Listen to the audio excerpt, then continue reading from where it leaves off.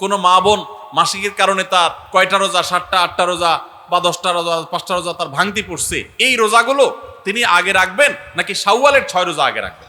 36 রোজাকে যদি আপনি 10 দিয়ে গুণ দেন সমান সমান কত হবে? 360। সারা বছরের হিসাব পাইছেন? এই শাওয়ালের 6টা রোজার জন্য আবার কোনো কোনো ক্ষেত্রে ডাবল অফার আছে। একটু বুদ্ধিশুদ্ধি থাকলে দেখবেন যে আপনি অনেক অল্প আমল করেও আল্লাহ তাআলার কাছে অনেক বিপুল পরিমাণ সওয়াব পেয়েছেন। সে সুযোগ আছে। যেই মাসে আমরা আছি শাওয়াল মাস, এই শাওয়ালের 6টা রোজা সম্পর্কে কিছু কথা না বললেই নয়। হাদিস আপনারা ইতিমধ্যে শুনেছেন।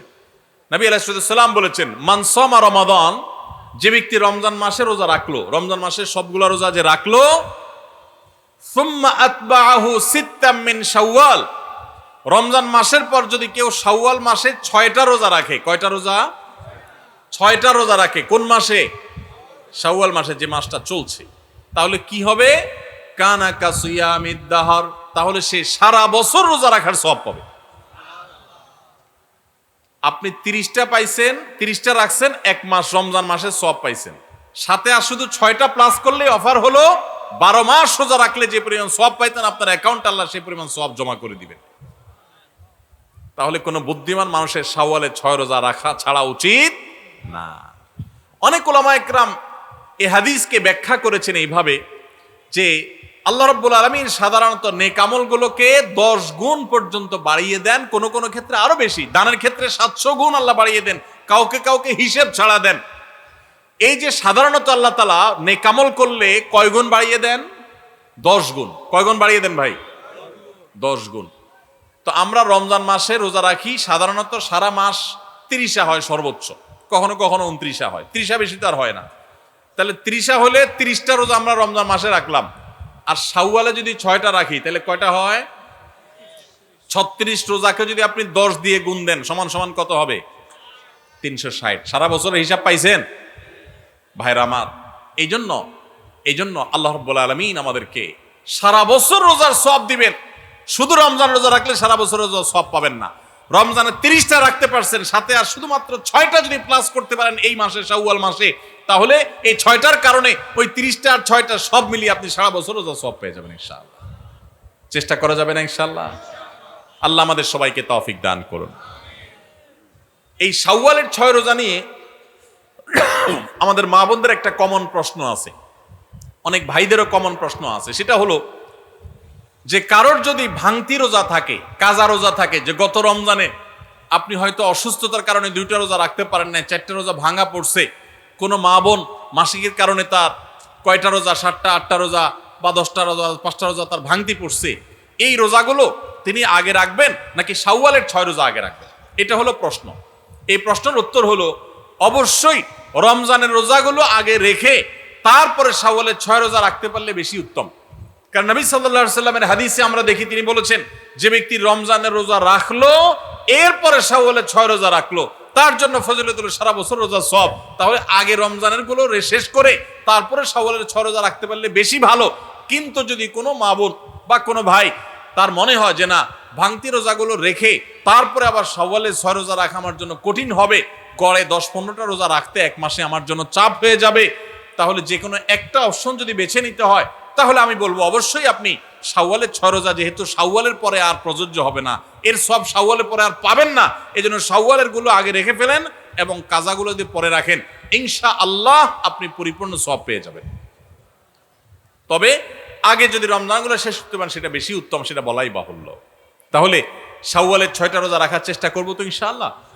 এই শাওয়ালের 6টা রোজার জন্য আবার কোনো কোনো ক্ষেত্রে ডাবল অফার আছে। একটু বুদ্ধিশুদ্ধি থাকলে দেখবেন যে আপনি অনেক অল্প আমল করেও আল্লাহ তাআলার কাছে অনেক বিপুল পরিমাণ সওয়াব পেয়েছেন। সে সুযোগ আছে।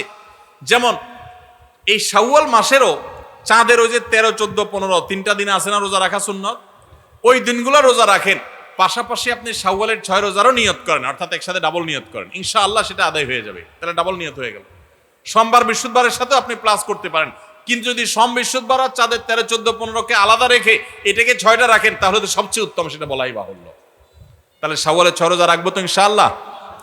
আপনার যেদিন সুবিধা হয় সেদিন রাখেন, এক নাগাড়ে রাখা জরুরি না। শাওয়ালের 6 রোজা রাখা এটা নিয়ম হলো সারা মাসের ভিতর রাখলেই হবে, শাওয়াল মাস শেষ আর হবে না, শাওয়ালের ভিতরে 6টা রোজা রাখি শেষ করতে হবে। এই জন্য আপনি ধারাবাহিক টানা রাখতে হবে এমন কোনো কথা নেই। আপনি আজকে একটা রাখেন, আবার 5 দিন গ্যাপ দিয়ে একটা রাখেন, আপনার একটু কাজের চাপ যেদিন কম সেদিন রাখেন, আপনার যেদিন সুবিধা হয় সেদিন রাখেন, বদ্ধের দিন ধরে ধরে ধরে রাখেন, তাহলে আপনি যে কোনোভাবে 6টা রোজা রাখলেই হবে। সবাই চেষ্টা করবো না ইনশাআল্লাহ? আল্লাহ আমাদের সবাইকে আমলের তৌফিক দান করুন। ভাইরা আমার, তাহলে রমজানের আমলের চেষ্টা, রমজানের ইবাদত, রমজানের নামাজ, রমজানের রোজা, রমজানের তিলাওয়াত, রমজানের দান সদকা, এগুলো শুধু রমজানেই সীমাবদ্ধ নাকি রমজানের পরেও করা লাগবে? লাগবে কি লাগবে না? অতএব মসজিদে রমজানের পরে যেতে হবে কি হবে না? সবাই যাবো তো ইনশাআল্লাহ? আল্লাহর ঘরের দিকে যাবো তো ইনশাআল্লাহ? আপনার লাভ, আল্লাহর কোনো ঠেকা নাই ভাই। দেখতে দেখতে জীবনটা শেষ হয়ে যাবে, মালাকুল মউত হাজির হবে, চলে যেতে হবে, আপনি নিজের আমল নিয়ে যাবেন, আপনার কল্যাণ হবে। সবাই করবো তো ইনশাআল্লাহ? আল্লাহ আমাদের সবাইকে আমলের তৌফিক দান করুন। ভাইরা আমার, রমজানে আমরা যে নেক আমল করছি টুকটাক, 30টা রোজা রাখছেন বেশিরভাগ মানুষ মাশাআল্লাহ, তারাবির নামাজ পড়ছেন, কোরআনে কারিম একটু একটু করে যতটুক পারছেন, কেউ 1 খতম, কেউ 2 খতম, যে যদ্দুর পারছেন, কেউ 1 খতম না পারলেও যদ্দুর পারছেন তেলাওয়াত করছেন, আলহামদুলিল্লাহ। অনেকে দান সাদাকা করছেন, সবে কদর ইবাদতের জন্য চেষ্টা করছেন। এই যে রমজানে আমলের চেষ্টা আমরা করেছি, এই আমলগুলো আল্লাহর কাছে কবুল হয়েছে কি হয় নাই, এটা বুঝার একটা উপায় আছে, আলামত আছে, নিশ্চিত কোনো উপায় নাই। কারণ আমল কবুল করা না করা কার এখতিয়ার? আল্লাহর এখতিয়ার। শতভাগ পারফেক্টনেস আপনি এনেছেন, আপনার কাছে মনে হচ্ছে, তারপর কোনো ত্রুটি থাকতে পারে, যেটা কারণে আল্লাহ তাআলা বললেন না আমি তোমার এটা অ্যাকসেপ্ট করলাম না, সে এখতিয়ার আল্লাহর আছে। কিন্তু আমরা যে নেক আমলগুলো করি, এগুলো সম্পর্কে ওলামায়ে কেরাম অনেক সালাফ, ইসলামের ইতিহাসের সোনালী যুগের স্বর্ণ মানবগণ, পূর্বসূরিগণ আমাদের, তাদের উক্তি আছে যে কোন কোন আমলের কবুল হওয়ার ব্যাপারে পূর্বাভাস, আলামত, এটা জানা যায়। আলামত দেখে সুধারণা করা যায়, নিশ্চিত কোনো গ্যারান্টি নেই কবুল হয়েছে কিনা বলার সুযোগ নেই, তবে অনুমান করা যায়, ধারণা করা যায় যে হয়তো আল্লাহ কবুল করেছেন। কোন ভদ্রলোক কোনোদিন কাউকে গায়ের জোর দেখাবে? দুর্বলের প্রতি যদি কেউ চাপিয়ে পড়ে, দুর্বলের প্রতি যদি কেউ ঝাঁপিয়ে পড়ে, এর মতো কাপুরুষ, এর মতো ছোট লোক, এর মতো নিচু লোক আল্লাহর জমিনে আরেকটা নেই। যুবক ভাইরা, মাস্তানি করার জন্য যোগ্যতার দরকার হয় না। মাস্তানি কুকুরে পারে, মাস্তানি বাঘে পারে, মাস্তানি সিংহে পারে, মাস্তানি হিংস্র জীবজন্তু করতে পারে, মাস্তানি সাপে করতে পারে, মাস্তানি আল্লাহর অনেক এই সমস্ত হিংস্র জীবজন্তু প্রাণীরা পারে। বিনয় এটা মানুষ পারে, এটা সবাই পারে না। বিনয়ী হবেন না অহংকারী হবেন? মাস্তানি করবেন না মানুষ উপকারী করবেন? গুন্ডামি করবেন না ভালো মানুষ হবেন? আল্লাহ আমাদের যুবকদেরকে আদর্শ যুবক হওয়ার তৌফিক দান করুন। আল্লাহ আমাদের যুবকদেরকে সমাজের সেরা মানুষ হওয়ার তৌফিক দান করুন। যুবক ভাই, 4-5 বন্ধু যখন মিলবেন, মাস্তানি না করে কোথাও একটা সাঁকো ভেঙে গেছে, কয়েকটা বাঁশ নিয়ে কয়েক যুবক বন্ধু মিলে সেটা ঠিক করে দেন। করে একজন বৃদ্ধ, তিনি কষ্টে আছেন, তার বোঝাটা 2-3 বন্ধু 4 বন্ধু মিলে একটু তুলে দেন, হালকা করে দেন। ভাইরা আমার, মাস্তানিতে মজা পান আপনারা, আমি জানি। গুন্ডামিতে এক ধরনের মজা পাওয়া যায়, একটু ভাবসাব জাহির হয়, শরীরের মধ্যে একটা অবস্থা তৈরি হয়, বুঝি। কিন্তু ভাই, কখনো কি আপনি একটু বিনয়ী হয়ে দেখেছেন? আপনি কখনো বিনয়ী হয়ে দেখেছেন? সালহাতু সাঙ্গেবুদি দিল খারাস আজমুদে এক জামানা খাকে বাস। বহু বছর তো পাথর হয়েছিলেন, গুন্ডামি মাস্তানি বহু করেছেন, গায়ের জোর বহু দেখিয়েছেন।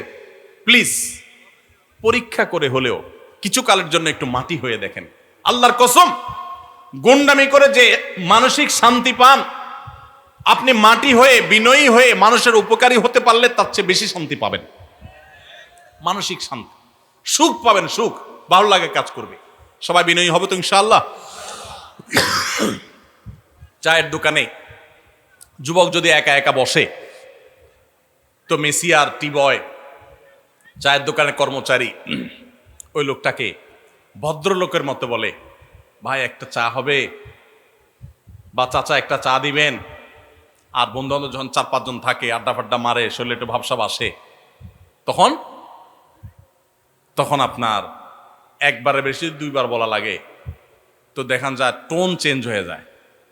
এই তোমার কাছে চা চাইছিলাম না, কানে শোনো না, মানুষ মনে হয় না নাকি? থাপ্পড় শুরু টেবিলে মন। ছোট লোক। কি লোক? ছোট লোক। ভালো করে বলেন, কি লোক? গুন্ডামি করে কি লোকে? মাস্তানি করে কারা? গায়ের জোর দেখায় কারা? কোন ভদ্রলোক এগুলো করে। ভদ্রলোক হবেন না ছোট লোক হবেন?